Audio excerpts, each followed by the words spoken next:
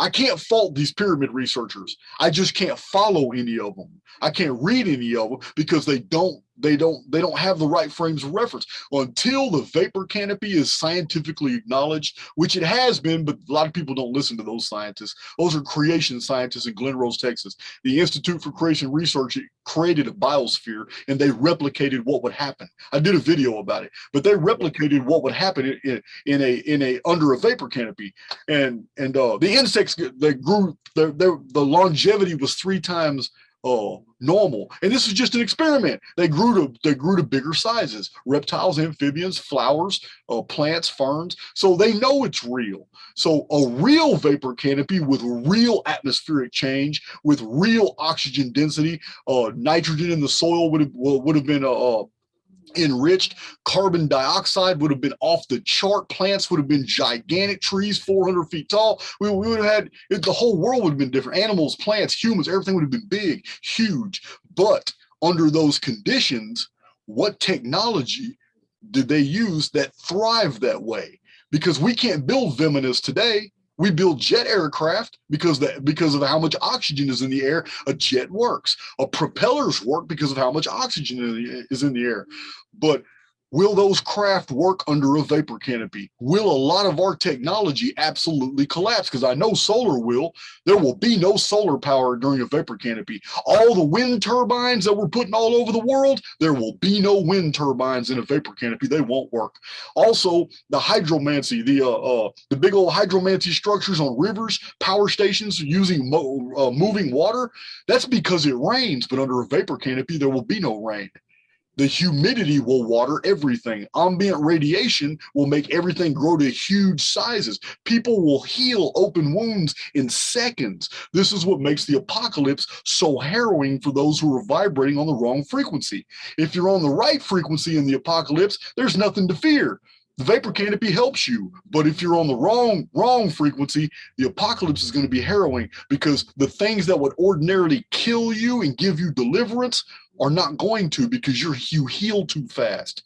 This is why the Revelation, when people read the Revelation, the trumpets and the thunders, they're harrowing. And it even says in the Revelation that men will wish to die and can't do it. It's because the vapor canopy is returned in 2040. So this is what the 7 seals are about. The 7 seals are for anybody who's awake. The 7 seals are a story to tell all the awakened. Look, the apocalypse is about to get unleashed. Straighten up your house. It's all it is a warning. Straighten up your house. Get on the right frequency, because the 7 seals is not the apocalypse. The 7 seals are geopolitical events involving somebody who's claiming to be the Son of God. Somebody is claiming to be either the descendant of Jesus or the returned Jesus or the returned Muslim Mahdi. Somebody is going to appear on the world scene, and they're going to mimic the office of God, and they're going to have a person stand up for them like a yes man who's referred to in the scripture as a false prophet, and he's going to say, yeah, he is this man, yeah, he did this, and the world is going to be deceived. But the awakened need to know. That's the first horseman. And then there's going to be a war that breaks out. The kings of the East aren't trying to hear it. They know it's a fraud, and they don't like the fact that a throne has been set up in the Middle East, so they attack. But the awakened are supposed to realize this great war is nothing to fear. This is the second horseman. Then there's going to be inflation. We haven't seen inflation yet. Then there's going to be inflation, but it's a very unique inflation. The scripture is very clear that even though it's inflation, because this is not to starve people, it specifically says, do not hurt the oil in the wine. Oil is for cooking. All right. Wine was used for everything, medicines and all that stuff in the ancient times. What the scripture is conveying is that this is going to be a terrible inflation, but it's not going to affect food. It's going to be everything else. It's going to be resources. It's going to be all the privileges. It's going to be all the things that you normally want to go buy, TVs, television set, materials, but there's going to be an abundance of food. This isn't about starvation. Then the 7 seals are very, very, very unique, but they're all signs to watch out for. And the 6th seal is, of course, my whole channel is basically saturated with it, the Phoenix phenomenon. And when the Phoenix phenomenon takes off, that's the last physical event that anybody will see. There's 7 seals, but the 6th seal is the final in any events that can be perceived on earth, because the 7th seal are events that only happen outside this construct. And it's God discussing with his holy archons what he's about to unleash on the world and who's to be protected and who's not. That's the 7th seal, has nothing to do with it. The phoenix is the final thing. This is what Jesus was talking about when he said in the last days, you're going to see the signs in the sun and the moon, you're going to see all this stuff. But the vapor canopy has to come back in order for the rest of Revelation to be fulfilled, because the rest of the book of Revelation doesn't make sense without the vapor canopy. And we know the vapor canopy is coming back in the eschatology because we were told that the last days will be like the first. The end is always a reference to the beginning. We're also told, as in the days of Noah, so also shall come the Son of Man. So these fragments, although they were borrowed by Christianity, they were taken from elements of the gnosis, but the gnosis didn't invent them. The gnosis was built out of a massive amount of research. Imagine about 150 guys just like me who spent 25, 26 years of their life in little cubicles in the biggest library the world has ever seen, the Alexandrian Library. They had texts from all the conquerors all over the world. Alexander made sure before he died that they had all these texts from Babylon, Assyria, Nippur, Hattusis, Egypt. He took everybody's libraries. And then later, the second largest and most ancient library in the world was added to it. Few people know this. The Pergamum library brought all the ancient Greek oracle, the Orphic, all the Delphic libraries, all that was taken to Alexandria. These men had all this time to research all these ancient texts, and this is the year 279 to 220 BC. Aristarchus and Eratosthenes, these men were on fire, and they put out all this amazing research.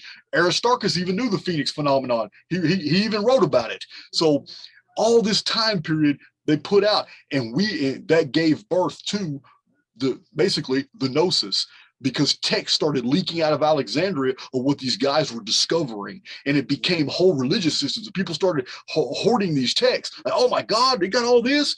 These men, when we read things about the gnosis, we are reading final products. When you read a text like the Nag Hammadi Library, when you read the individual texts of the gnosis, you are reading texts that went through the filters of Alexandria, but are an amalgamation of hundreds, maybe thousands of older texts that were translated into Greek from all these other different languages. And these scholars like Aristarchus and Eratosthenes put all this information together.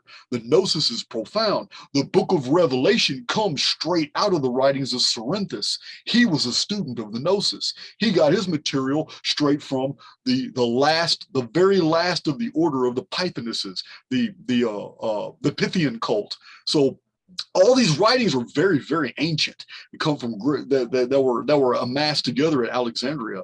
So when we read the book of Revelation, a lot of people think it's all BS and all that, but it's not a Christian document. The book of Revelation antedates anything in Christianity. It was attached to the end of the New Testament. It was even wildly debated, and it almost fell into the same fate the book of Enoch fell into, because a church council, see, here's another weird thing going on. There are people who are claiming the book of Enoch is new and that it's a fake text and the Masons created it. They don't even know. The church had councils mentioning the book of Enoch in the year 400 AD, and they refused to add it to the canon. The Roman church refused to add it to the canon. You know why? They said that the book of Enoch is too ancient to be trusted. Wow. Isn't that weird? Isn't that weird? So it tells me that the other New Testament writings were basically invented. Yep. So, but anyway, I went off. There I go. You know, it's a character trait I have. I'm going to entertain a tangent. I'm going to go off. That's what I want. That's what I want from you. So basically, the whole apocalypse scenario is asked backwards from what we've been brainwashed to believe. So these 7 seal deals, these are all about basically, and because there's so many of them, six major events. it's almost like a loving God, a loving benefactor is actually saying, hey, you guys have been effing up for a long time. I get it. You got a bunch of philosophical systems. There's all kinds of religions down there that you people have been paying attention to. I get all that. But you know what? Here's the template you need to be paying attention to. And bam, when the first one happens, I have a feeling a lot of people will wake up, although most of the world will fall prey to it. And then the second one will happen. Then the third one will happen. And I do believe that there's going to be a major rift in future society leading up to 2040 between those who are awakened and know all of this is scripted bullshit. Sure. Every bit of it, and all the collective who actually think that they are living in the apocalypse, going through it right then and there, and they're not.